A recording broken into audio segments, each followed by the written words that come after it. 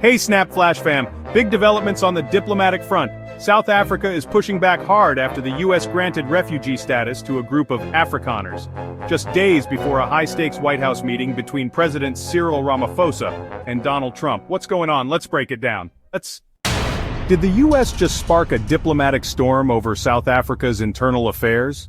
And how will this impact Ramaphosa's upcoming summit with Trump? Stick around. You don't want to miss this one. Before we dive into the drama, hit that subscribe button and turn on the bell so you never miss our biggest global headlines. Let's get into it.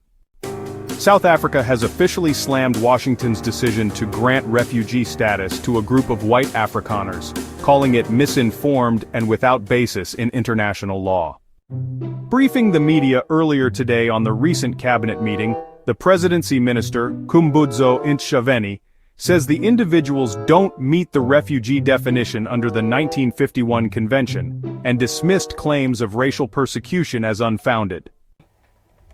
On U.S. refugee assessment, the decision by the United States to confer refugee status to a group of Afrikaner South Africans is misinformed, as they do not fit the definition of refugees as set out in the 1951 Refugee Convention and its 1967 protocol.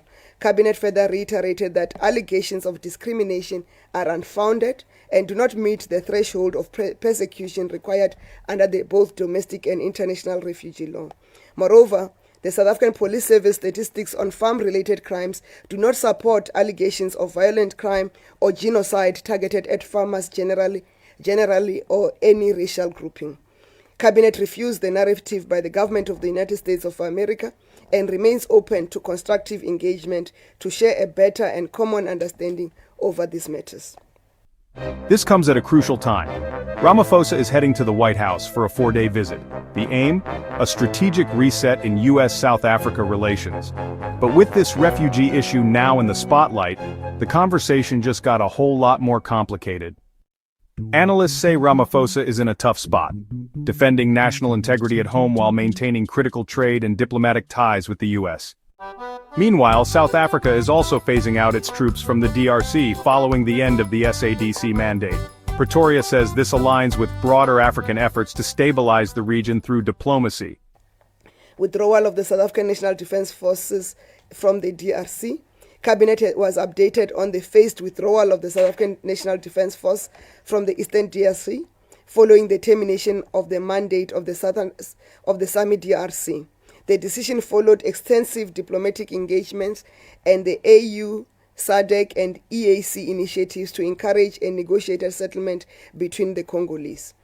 Government commends the commitment shown by the South African National Defence Force members who served with honor, pride and commitment to promote the AU agenda of silencing the guns under very challenging circumstances.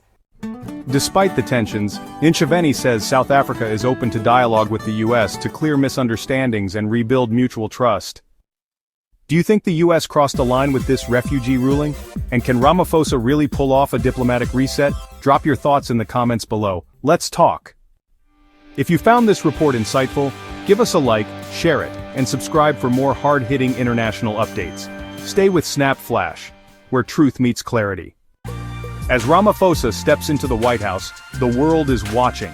Can diplomacy diffuse rising tensions, or are we heading for a deeper rift in US-Africa relations?